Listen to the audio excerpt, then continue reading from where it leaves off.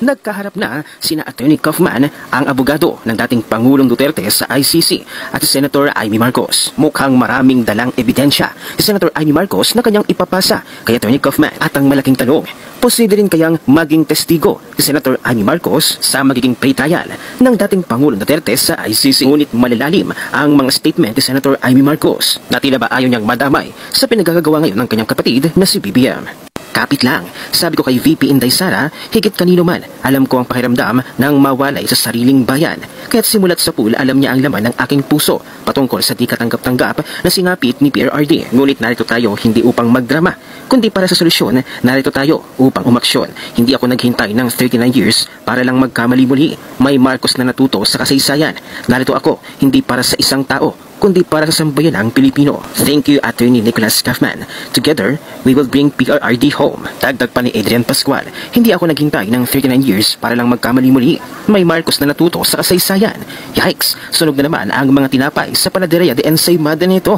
I don't know the procedure in the ICC if it will allow presentation of evidence and witnesses during the pre-trial or even earlier to question the jurisdiction of the court if the person was kept by a government or whoever just to be sent to the ICC for whatever reason is justifiable or it makes it illegal, and therefore the ICC has no business or legal power over the person and should release PRRD at once.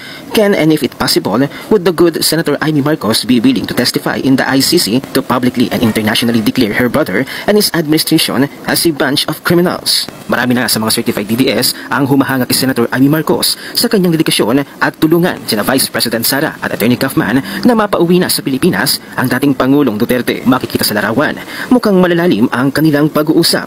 Ang tanong, ano-ano kaya ang kanilang mga gagawin at ipipresenta sa ICC? At isa na rin sa humanga si Mr. Will Talker sa talaga ng pakikipagtulungan ni Senator Amy Marcos kay Attorney Kaufman upang mapauwi na ng tuluyan ng agad-agad ang dating Pangulong Duterte sa Pilipinas. Panoorin natin ang buong video. Grabe itong mga lods, nagtutulugan talaga sila. Attorney Nicholas Kaufman and Senator Amy Marcos. Grabe no, grabe si Senator Amy. Sana Senator Amy, mapauwi nyo na talaga si Tatay Digong. In fairness, kay Senator Amy, she goes beyond.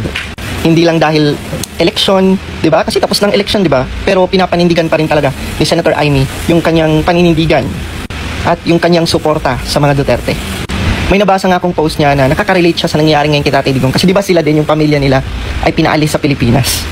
Ang awkward lang no, kasi si BBM, naranasan niya papaano itakwil sa sariling bansa, and yet, ginawa niya yun mismo sa dating Pangulo, kay FPRRD. Kay Tatay Digong pa talaga na maraming nagmamahal at sumusuporta. Kaya alam niyo mga lods, nakakalungkot sobra. Na imaginein mo, magagawa pala talaga yun ni BBM. Di ba? Magagawa pala talaga yun ng ating presidente. Nakakalungkot. Buti na lang, ang kanyang kapatid na si Senator Amy ay, di ba, nasa matinong pag-iisip. Di ba? And umahanap ng paraan si Senator Amy para makabalik, no, si Tatay Digong sa Pilipinas. Heto na naman si Auntie Claire. Nakakamiss siya. Nakakamiss. Tayo nagtataka, bakit sinasama pa si PRRD? Non-performing asset na yan eh. Yeah, bakit? Ha? Bakit kasama? Oo, Allegro, sabi ni Allegro. Oo nga, bakit sinama si Digong sa survey na hindi naman siya president? Ano naman yung pulsation na yan? Diba? Diba? Tapos ngayon, ang nalagay ngayon sa news, bumababa ang rating. Diba? Diba? Samantalang yung iba, nakasabay tangir eh. Parang hindi napansin. Ay? Diba? Diba? Yun. Yan. Yun lang, mga kaklid, ha? Diba? Kaya medyo, napangiti ang Pangulo. So, diba? Auntie Claire, ako na lang ang nagsagot. Siguro bakit sinali si Tatay Digong sa survey? Kasi majority of the Filipino name-mess ang pamamahala ni Tatay Digong.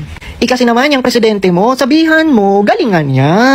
Oo, lampasan niya ang nagawa ni Tatay Digong. Ang dami niyong arte, ang dami niyong drama.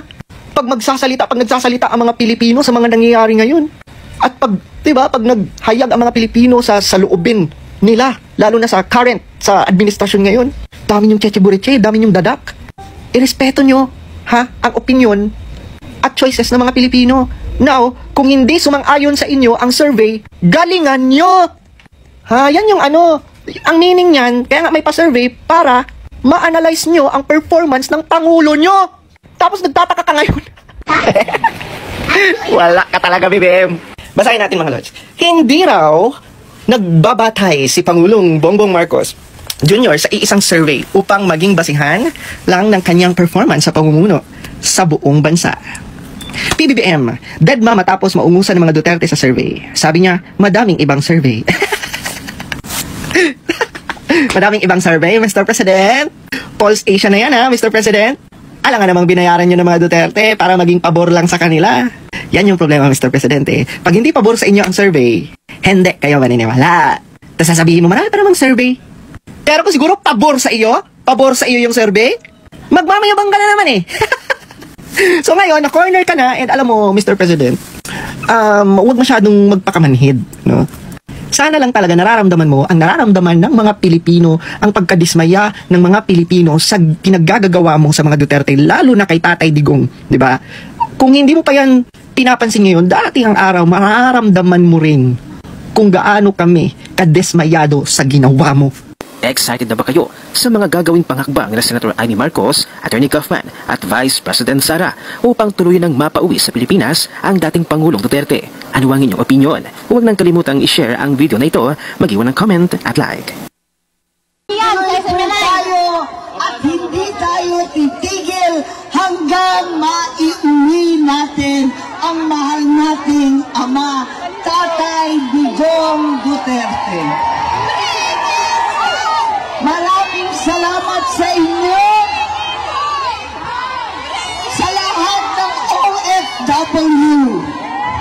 Kung ang isang Pilipino na dati pang Pangulo ay maitatangay sa ibang bansa, ano na lamang kayong OFW? Ano naman ang maaasahang pagtanggol at pagdepensa sa kapwang kabayan kapag hinalapastangan mismo ang Pangulo? Wala namang kalaban-laban ng OFW. Paano mahigit na 1,000 Pilipino nakakulong sa iba't ibang dako ng ating mundo? Huwag po tayong papayag. Hindi ito laban lamang ng iisang kaso, kundi labang ng lahat ng OFW, lahat ng Pilipino na nasa ibang bansa, lahat ng Pilipino sa buong daigdig. Kaya asahan po ninyo, tuloy-tuloy po natin to. Labanan natin ang impeachment kay VP Sara. Huwag tayo papayag ng tuloy-tuloy na pang-aapi. Hindi po tayo papayag ng ganito. Higit sa lahat, bring him home! Bring him home! Hanggang sa Maynila, lakasan ninyo ang sigaw. Bring him home! Iuuwi po natin yan. At sana marinig nilang lahat, pati ang aking kapatid. Maraming salamat! Mabuhay si Presidente Duterte! Mabuhay si Inday Sara! Happy birthday sa ating minamahal! Mabuhay ang Pilipino! Maraming salamat po!